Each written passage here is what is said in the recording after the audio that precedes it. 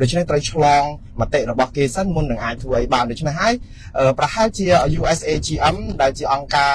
អាណាព្យាបាលរបស់វិទ្យុអឺរ៉ុបសេរីនិងវិទ្យុអាស៊ីសេរីនិងវិទ្យុសម្លេងសហរដ្ឋអាមេរិកនោះក៏ចេញលិខិតដំបូងឡើយមិនទាន់មានតឡាការចេញសេចក្តីសម្រេចផងគាត់ចាប់ផ្ដើមប្រកាសប្រាប់ថានឹងផ្ដល់ថវិកាខ្លះវិញទៅឲ្យវិទ្យុអឺរ៉ុបសេរីទៅហើយក៏ប៉ុន្តែម្សិលមិញនេះនៅស្របពេលដែលតឡាការបញ្ជាឲ្យបន្តផ្ដល់មូលនិធិថវិកាទាំងអស់ជូនដល់វិទ្យុអឺរ៉ុបសេរីនិងវិទ្យុសេរីភាពឡើងវិញនោះគឺក៏មានលិខិតរបស់ខាងអង្គការស្ថាប័ន USAGM នេះចេញមកប្រាប់ថាលុយឬគាត់ថាលិខិតដែលគាត់ដកលុយពីមុនមកពីវិទ្យុសេរីអឺរ៉ុបហ្នឹងគឺគាត់ដកលិខិតហ្នឹងមកវិញហើយបានន័យថាម៉េចបានន័យថាអ្វីដែលជាការដកលុយមិនឲ្យវិទ្យុអឺរ៉ុបសេរីដំណើរការនោះគឺនៅអាចបន្តដំណើរការវិញបានទាំងស្រុងតែម្ដងបាទគឺបានន័យថាពេញទំហឹងក៏ប៉ុន្តែសំណួរសួរទៅចេះទៅវិញថាតើអាចដំណើរការយូរបានប៉ុណ្ណាពួកគាត់នៅក្នុងលិខិតហ្នឹងអ្នកស្រីដែលជានាយកថ្មីរបស់ USAGM ដែលតែងតាំងដោយលោកត្រាំដើម្បីមកកាន់ការ USAGM ហ្នឹងក៏គាត់បានលើកឡើងថាអាចបន្តដំណើរការពេញធម្មតាក៏ប៉ុន្តែ USAGM មានសិទ្ធិអំណាចគ្រប់គ្រាន់នៅក្នុងការដកលុយនឹងវិញនៅពេលណាក៏បានដែរបាទទោះជាការពិតហើយគឺគាត់អាចនិយាយសារបែបនេះក៏ប៉ុន្តែនៅក្នុងពេលនេះគឺជាដំណឹងល្អសម្រាប់វិទ្យុអឺរ៉ុបសេរីរហូតយ៉ាងហោចណាស់ដល់ថ្ងៃទី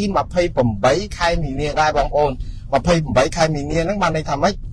គឺតុលាការបានសម្រេចជាចេញជាដីការរក្សាការការពារដើម្បីកុំឲ្យគេដកលុយចេញពីវិទ្យុអឺរ៉ុបសេរីហ្នឹងដាច់ភឹងដូច្នេះគឺរងចាំការសម្រេចបន្តទៀតដូច្នេះបានន័យថាតុលាការសម្រេចឲ្យលុយទៅវិទ្យុអឺរ៉ុបសេរីហ្នឹងពេញទំហឹងរហូតដល់ថ្ងៃ28ខែមីនាដែរហើយចាំដល់ថ្ងៃ28មីនាហ្នឹងតុលាការនឹងសម្រេចបន្តថាតើឲ្យបន្តរហូតដល់ពេលណាទៀតឬក៏យ៉ាងណានោះដូច្នេះមានន័យថាក្នុងន័យហ្នឹងគឺវាជាដំណឹងល្អសម្រាប់វិទ្យុអឺរ៉ុបសេរីដែរហើយនឹងវិទ្យុសេរីភាពនឹងឯងដោយសារអីពួកគាត់អាចបើកដំណើរការបានហើយបើទោះបីជាតឡាការថានឹងសម្រេចទៀតនៅថ្ងៃ28ក៏ដោយប៉ុន្តែខាងអង្គការ USAGM នេះក៏ចេញលិខិតថាបើកដំណើរការតាមធម្មតាវិញបានហើយដោយសារតែដកលិខិតចាស់ពីមុនមកតទៅនឹងការបង្កក់ឬក៏ផ្ដាច់មូលនិធិសម្រាប់វិទ្យុអឺរ៉ុបសេរីនេះចឹងជាដំណឹងល្អរបស់ពួកគាត់ហើយសង្ឃឹមថា USAGM នេះចេញលិខិតបែបនេះហាក់បីដូចជាមិនចង់តតាំងជាមួយនឹងតុលាការយូរទៀតទេមើលទៅព្រោះអីតុលាការប្រាប់ថាត្រឹមថ្ងៃ28ចាំសម្រាប់ទៀតក៏ប៉ុន្តែ USAGM ហាក់បីដូចជាសម្រាប់មកថាយកទាំងអស់ទៅតែម្ដងទៅមិនអីទេដកលិខិតដែលដកលុយនឹងពីមុនមកឥឡូវយើងស្លេះវិទ្យុអឺរ៉ុបសេរីត្រឹមប៉ុណ្ណេះសិនតែរឿងនេះកើតឡើងមិនមែនកើតឡើងមកឯងទេគឺកើតឡើងគឺដោយសារតែវិទ្យុអឺរ៉ុបសេរីដាក់ប្តឹងUSAGM ហ្នឹងគឺប្តឹងតាមផ្លូវតុលាការតាំងតែពីអើយមកម៉េះគ្រាន់តែមានដំណឹងថាចេញលិខិតអីដកលុយដកអីផ្ដាច់លុយពួកគេភ្លាមហ្នឹងគឺគេដាក់ប្តឹងទៅតុលាការបន្តិចហ្នឹងតែម្ដងអ្នកដែលអត់ទាន់ដាក់ពាក្យប្តឹងរឿងទាន់ចិត្តទាន់សភាពការហ្នឹងគឺនៅតែវិទ្យុសម្លេងសហរដ្ឋអាមេរិក VOA ហើយនឹងវិទ្យុអាស៊ីសេរីទេដែលមានតែសេចក្តីថ្លែងការណ៍កាលពីដំបូងឡើយវិទ្យុអាស៊ីសេរីមានសេចក្តីថ្លែងការណ៍មានពីសហជីព PA ថានឹងដាក់ប្តឹងក៏ប៉ុន្តែវិទ្យុអាស៊ីសេរីមកដល់ពេលនេះសូមអធិស្ឋានដែរខ្ញុំមិនរកឃើញពាក្យបណ្ដឹងរបស់គាត់ជំទាស់ទៅនឹងអង្គការ USAGM ដែលដាច់លុយដាច់អីហ្នឹងទេគាត់ថាសហជីពបានប្រកាន់ចំហថានឹងតតាំងលោកផ្សាយហើយតែបណ្ដឹងតុលាការយ៉ាងណាយើងអត់ទាន់ឃើញតែយ៉ាងណាវិទ្យុអាស៊ីសេរីគឺជាកូនកញ្ចប់ថវិកាតូចមួយនៅក្នុងកញ្ចប់ថវិកាដ៏ធំរបស់ VOA ទេហើយក៏មានហេតុផលសមរម្យដែរបើអាស៊ីសេរីមិនទាន់ដាក់ប្តឹងក៏អាចថាប្រហែលជាចាំដល់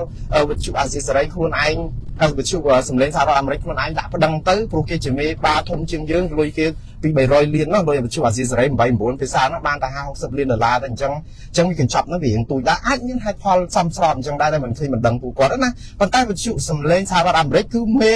សម្លេងសហរដ្ឋអាមេរិកនឹងតែម្ដងគឺដាក់ពាក្យប្តឹងអង្គការមេរបស់គាត់ USAGM នេះកាលពីថ្ងៃពុធម្សិលមិញនេះប្តឹងជំទាស់រឿងបិទថវិការបស់ពួកគាត់ដែរដូច្នេះប្រហែលជាអាចដូចថាបណ្ដឹងសម្រាប់មេវិទ្យុសម្លេងសហរដ្ឋអាមេរិកក៏ដាក់ប្តឹងហើយមិនត្រឹមតែប៉ុណ្ណឹងមានអ្នកកាសែតរបស់វិទ្យុសម្លេងសហរដ្ឋអាមេរិកមកកណោក៏ដឹកទៀតនៅបរិយាញូវយ៉កហ្នឹងគឺថាដាក់បណ្ដឹងដូចគ្នាស្រោចទៅប្តឹង USAGM រឿងកាត់លុយកាត់អីហ្នឹងអីអញ្ចឹងទៅដូច្នេះឥឡូវនេះគឺតុលាការកំពុងតែទទួលបានបណ្ដឹងហ្នឹងស្រោចជុំទិសប៉ុន្តែកាត់ក្តីម្ដងមួយអញ្ចឹងហើយបានតែគេកាត់ក្តីសម្រាប់រឿងវិទ្យុអឺរ៉ុបសេរីនិងវិទ្យុសេរីភាពមុនគេនោះតែក្នុងនេះយើងអាចបញ្ជាក់បានថា វិទ្យុអឺរ៉ុបសេរីនិងវិទ្យុសេរីភាពរួចខ្លួនមកគ្រាដែរហើយអាចធ្វើឲ្យដំណើរការរបស់ខ្លួនហ្នឹងប្រព្រឹត្តទៅដោយរលូនតាមធម្មតាវិញក្នុងមួយរយៈពេលយូរប៉ុណ្ណាយើងនឹងរងចាំមើលតទៅទៀតតែយ៉ាងណាគឺជាដំណឹងល្អដែរប៉ុន្តែឥឡូវជឿងវិទ្យុអស៊ីសេរីនិងវិទ្យុ VOA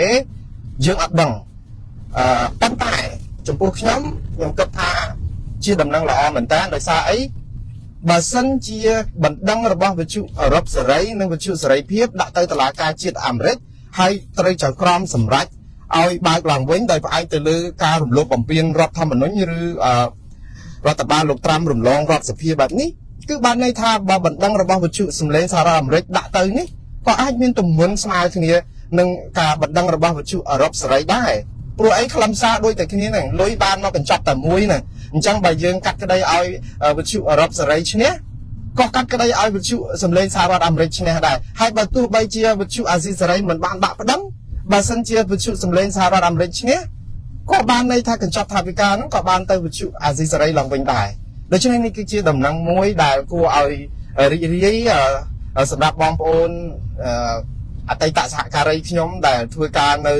វិទ្យុអាស៊ីសេរីហើយនឹងបងប្អូនដែលជាមិត្តភ័ក្តិរបស់ខ្ញុំដែលធ្វើការនៅវិទ្យុសម្លេងសហរដ្ឋអាមេរិកដែលយ៉ាងហោចណាស់ក៏មានទឹកមាត់លេបក្តីសង្ឃឹមខ្លះវិញថានឹងអាចមានការងារធ្វើឡើងវិញក្នុងពេលឆាប់ខាងមុខនេះឯងព្រោះដោយសារតែការបង្កក់លុយវិទ្យុអាស៊ីសេរីនិង VOA នេះក៏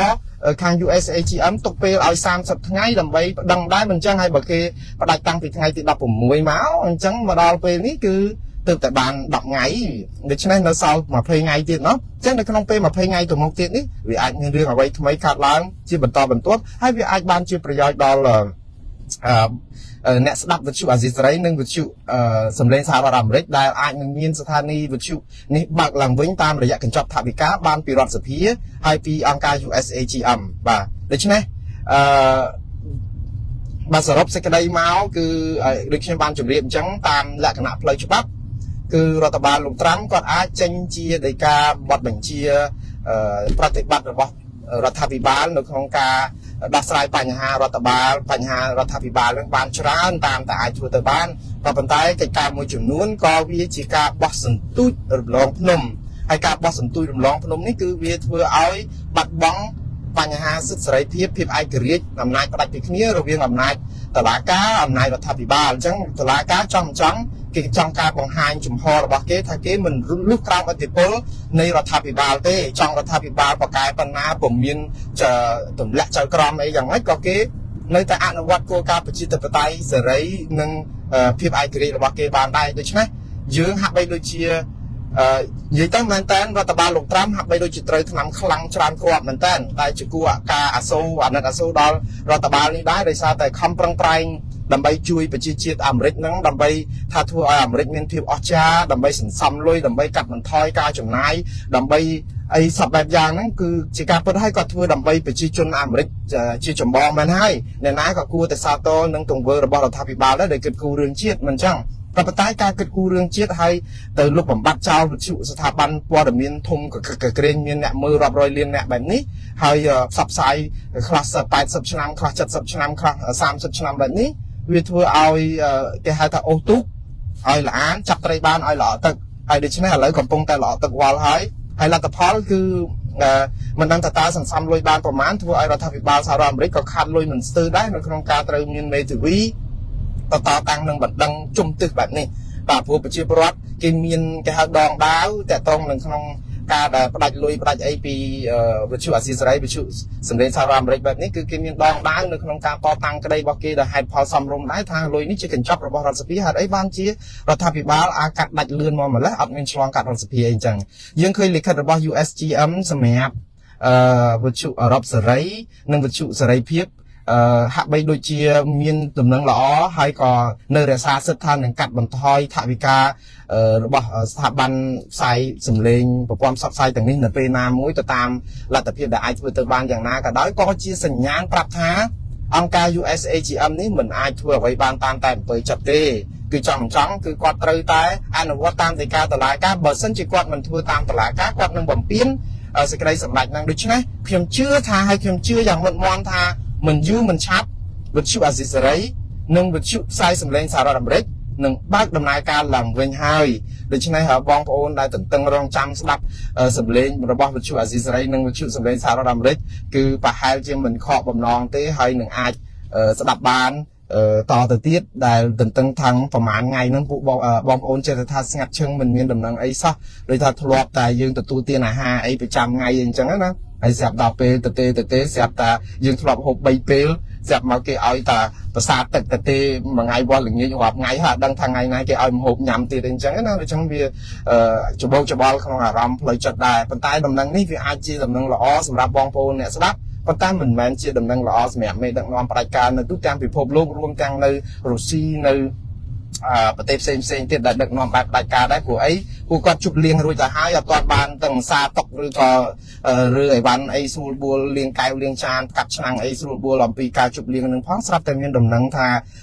គេចាប់ផ្ដើមផ្ដល់លុយផ្ដល់អីឲ្យស្ថានីយ៍វិទ្យុអឺរ៉ុបសេរីនិងវិទ្យុសេរីភាពអីឡើងវិញអញ្ចឹងទៅវាអាចធ្វើឲ្យគាត់ខកបំណងខ្លះដែរតែយ៉ាងណាកុំខ្វល់នឹងការខកបំណងរបស់មេដឹកនាំផ្ដាច់ការយើងត្រូវតែសាទរ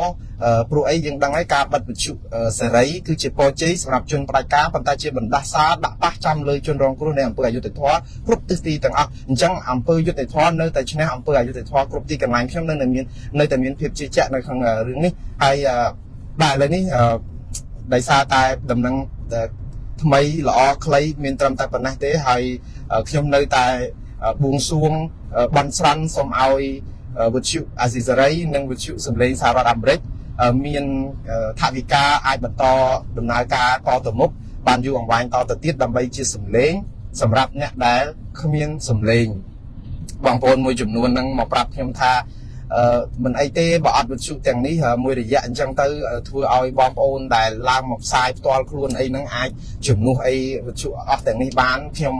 សូមជម្រាបបងប្អូនថាមិនមានស្ថាប័នផ្សាយព័ត៌មានណាដែលអាចជំនួសស្ថានីយ៍វិទ្យុធំទាំងអស់នេះបាននៅក្នុងរយៈពេលដ៏ខ្លីទេព្រោះអីពួកគាត់មានថវិកាមានស្ថាប័នមានក្រុមការងារជាអាជីពហ្នឹងគឺថាវាច្រើនឆ្នាំពេកបងប្អូនដឹងហើយវិទ្យុ VOA សម្លេងសហរដ្ឋអាមេរិកមានក្រុមការងារបច្ចេកទេសហ្នឹងរហូតដល់ទៅធ្វើការ80ឆ្នាំជាងហ្នឹងវិទ្យុអឺរ៉ុបសេរីរហូតដល់70ឆ្នាំជាងហ្នឹងដូច្នេះថាវាបើនិយាយពីសារហ្នឹងគឺថាវាចាស់វាឆ្ងាញ់ត្រាំទុកយូរឆ្នាំដែលចាប់មាត់សម្រាប់អ្នកចូលចិត្តទទួលទានសារ៉ាសូមទោសខ្ញុំមិនជាអ្នកដែលញ៉ាំសារ៉ាដែលចូលចិត្តអីដូចគេអញ្ចឹងទេមិនអញ្ចឹងទេគាត់ថាន័យធៀបហើយវិទ្យុអាស៊ីសេរីក៏បើកជិត30ឆ្នាំដែរហ្នឹងដូច្នេះគេមានមូលដ្ឋានមានក្រុមការងារទាំងនៅប្រទេសកម្ពុជាទាំងនៅទូទាំងពិភពលោកហ្នឹងល្មមគ្រាន់ដើម្បីឲ្យស្ថាប័នគេមានភាពឯករាជ្យឬក៏អាចថាផ្ដល់ព័ត៌មានជាទីទុកចិត្តសម្រាប់បងប្អូនដែរអញ្ចឹងដូចខ្ញុំអីឡើងមកផ្សាយព័ត៌មានជូនបងប្អូនហ្នឹងវាគ្រាន់តែជាការជំនួសមួយរយៈពេលខ្លីទេបងប្អូនព្រោះខ្ញុំអត់បានយកការងារផ្សាយព័ត៌មានជាអាជីពផងដូច្នេះបើខ្ញុំអត់អាចមកធ្វើការងារនឹងពេញមកព្រោះខ្ញុំធ្វើការស្ម័គ្រចិត្តហ្នឹងហើយខ្ញុំត្រូវការមានការងារមួយជាប់លាប់ដើម្បីទប់ឆ្នាំងបាយខ្ញុំដែរហើយដោយសារបេះដូងខ្ញុំហ្នឹងចេះតែថាពេលទំនេរអញ្ចឹងទៅក៏ឆ្លៀត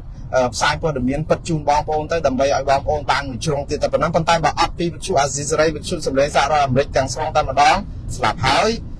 មានបងប្អូនឯណាទៅរកព័ត៌មានជូនបងប្អូនសម្រុកបានបងប្អូនខ្លះថាឲ្យខ្ញុំផ្សាយព័ត៌មានមួយថ្ងៃ3ពេលបងប្អូនទៅខ្ញុំធ្វើមិនកើតព្រោះខ្ញុំធ្វើការមួយថ្ងៃវល់ល្ងាច8ម៉ោងហើយដល់ពេលសល់ពេលទៅនេនទិញទួយខ្ញុំត្រូវស្រាវជ្រាវឯកសារដល់ម៉ោង12ម៉ោង1យប់ពេលខ្លះទៅភ្លឺក៏មានទៀតនៅក្នុងការផ្សាយព័ត៌មានតែមួយម្ដងផងខ្ញុំត្រូវការស្រាវជ្រាវរាប់ម៉ោងហើយនោះព្រោះអីការផ្សាយព័ត៌មានជូនបងប្អូនស្ដាប់នេះមិនមែនបានន័យថាច្បាល់គ្រាន់តែបានតែឮគេថាចិត្តថាបានណាបងប្អូនព្រោះព័ត៌មានពិតយើងផ្សាយបើទោះបីខ្ញុំគ្មានស្ថាប័នក៏យើងប្រកាន់ក្រមសីលធម៌វិជ្ជាជីវៈដែរទោះតែពិតសំផ្សាយបើមិនពិតយើងផ្សាយយ៉ាងម៉េចបងប្អូនគ្រាន់តែណាឆ្លោះគ្នាឯណាយើងយកមកផ្សាយឲ្យតែមានគេ like គេ share គេអីចឹងវាមិនមែនទេយើងធ្វើខាតតែពេល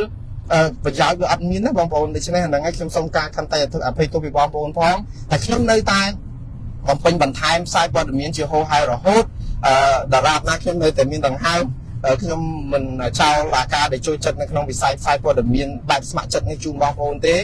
បានតិចតួចច្រើនតំណាក់ធ្វើទៅតាមលទ្ធភាពហើយអរគុណយ៉ាងច្រើនដល់បងប្អូនគ្រប់ទិសទីដែលផ្ដល់សារលើកទឹកចិត្តខ្ញុំគ្រប់ពេលតែយ៉ាងណាបងប្អូននឹងមានវិទ្យុអាស៊ីសេរីឬក៏វិទ្យុសម្លេងសហរដ្ឋអាមេរិកផ្សាយដើម្បីបងប្អូនបានជាព័ត៌មានដែលធ្លាប់